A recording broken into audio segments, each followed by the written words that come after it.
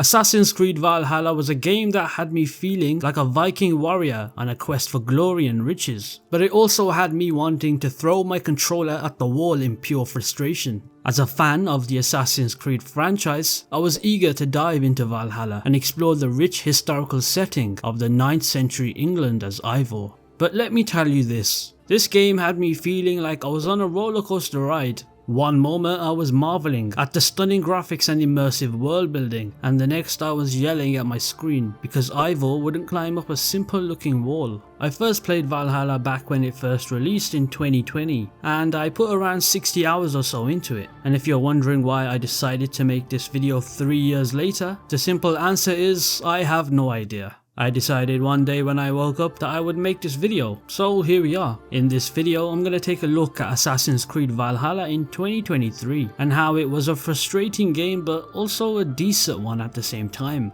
Be sure to subscribe if you want to see more, and with that being said, let's get into it. The game starts off in Norway, where we get to experience Eivor's backstory and set the stage for their journey to England. The prologue to the game is as long as a bad Tinder date, 2 hours give or take, but let me tell you, it's worth sticking around for. In fact, the game itself's best moments for me took place during the start of the game in Norway, which says a lot about the game itself. Sure, you could stick to the main quest and be done with it in no time, but where's the fun in that? If you're an explorer like me, I found myself giving into the lore to explore the optional mysteries and activities of Norway. Doing this is completely optional, but doing so will enrich you in this country and its culture. I mean, who doesn't love a good mystery or activity to spice things up? I know I do. And let's not forget about flighting, which is the Viking version of a rap battle. It's like the Game of Thrones version of karaoke night. Listen, I'm not trying to be a backseat gamer here, but hear me out. Even if you've only seen a trailer for Assassin's Creed Valhalla, you know the drill. Leave Norway, raid England, and make yourself a new home. But before you pack your bags and hop on that longboat, why not take some time to actually explore Norway? Trust me, it's worth it. You can always come back to Norway later, but taking the time to immerse yourself in Eivor's homeland will give you a better understanding of their decision to leave it all behind. After you finish exploring Norway and all of its snowy beauty, Eivor ventures forward to the vast sprawling land of Anglo-Saxon England, and for me this is where the game starts to take a downward spiral. When a game's tutorial island is often better than the main story's island, that's usually not a great sign of things to come. Valhalla picks up right where the two previous entries, Origins and Odyssey, left off. The days of being cooped up in one big city are gone, and Origins broke free from that mold and embraced an open world style RPG that reminded me of The Witcher 3. It's not just the gameplay that nods to The Witcher either. Valhalla even sneaks in a little Easter egg with a side quest called The Mild Hunt, which is a nice little Easter egg by Ubisoft, and I approve. When it comes to the size of England, unfortunately size isn't always everything, and cutting down on these sparser areas could have brought much more focus to the concentrated experiences of the smaller villages, which I found much more enjoyable than treks across fields or the longboat trips through narrow rivers. Although the Assassin's Creed series has traditionally suffered from the problem of an oversized and underpopulated open world, Eivor isn't your typical assassin. Their hidden blade is no longer hidden, as it is now worn on their wrist, which completely defeats the whole purpose of it being called the hidden blade. But apart from that weird flaw, stealth is still a massive part of the game. Once you set foot in England, the goal of Assassin's Creed Valhalla is to make as many friends as possible by creating alliances with the various regions of the country. The world map is divided into more than a dozen areas, and you can visit each one to perform different tasks to earn the support of the local bigwigs. From helping a boy king claim his rightful throne to resolving romantic drama. This is pretty much the meat of the game, and you don't really need to complete all the regions to finish the game's story, so some of it is optional. The narrative structure of Valhalla is less of a single epic and more of a series of smaller side quests, with your brother Sigurd's drama providing the backbone for the main story. It's like binge watching a TV show or an anime, except instead of a continuous plotline, you get to experience filler moments like helping a guy find his lost goat or something weird. What?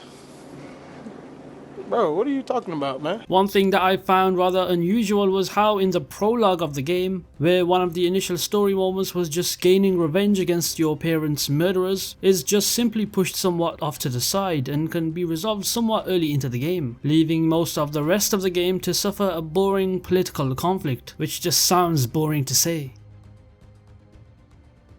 Now for this part of the video, I'm gonna keep it kind of short because there's not much to talk about, and that is mysteries. Mysteries are basically mini quests or puzzles that Eivor can discover on the map.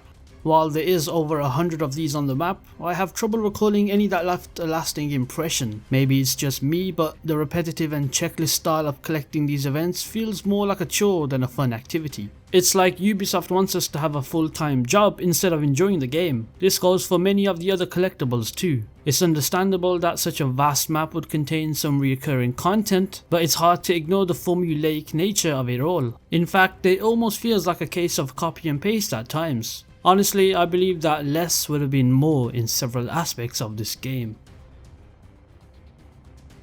The combat gameplay in Valhalla had me feeling like a Viking who stumbled into a never-ending brawl. Although the wait and counter days are over, the combat is still pretty tedious, with heavy and light attacks, guards and counters. It's functional but not particularly outstanding, and there's just too much of it. Even a simple outpost has at least 10 enemies swarming at you, while larger raids have you facing 20 enemies or more. It's like being in a bar fight where everybody knows how to wield a sword and you're there just trying to make it out alive without losing an arm. The raids themselves are kind of aimless. You wander around bashing through enemy mooks and searching for treasure chests. Raid one monastery and the rest are pretty much the same. The larger raids require you to complete objectives like breaking barricades or bringing down drawbridges, but there's no real incentive to do anything else other than rushing straight for these goals and ending the raid as soon as possible. Fortunately, the boss battles are where the combat truly shines. It's not just about mowing down mooks. You need to carefully judge your foe's animations and timings to deal the most damage while avoiding yourself getting hurt. It's like channeling your inner Thor and unleashing a mighty blow.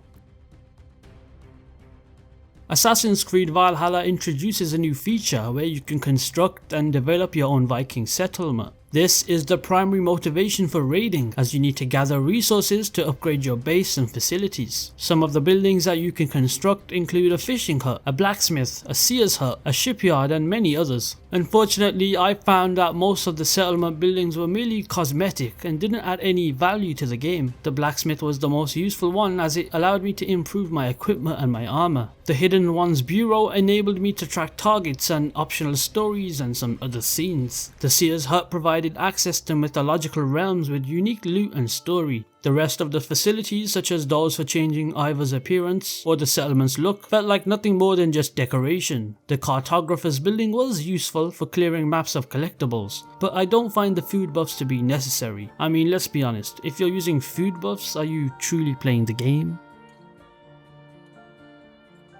Assassin's Creed games are very rarely bad, and Valhalla is not one exception. It has all the features of a decent open world game, even if it probably feels better suited to be a smaller, more concentrated experience. The world isn't exactly empty, but with 1,000,001 largely repetitive things to do, it might as well be.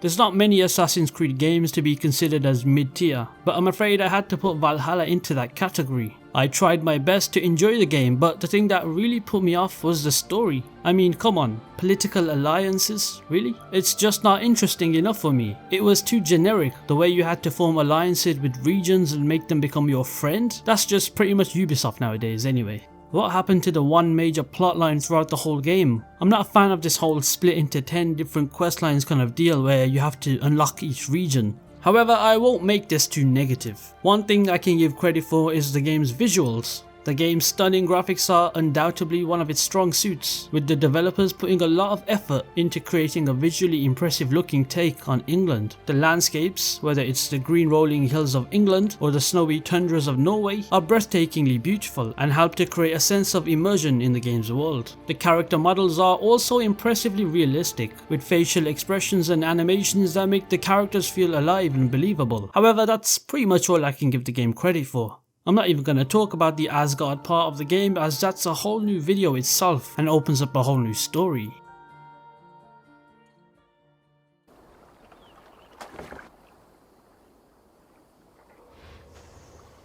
Man, I'm dead.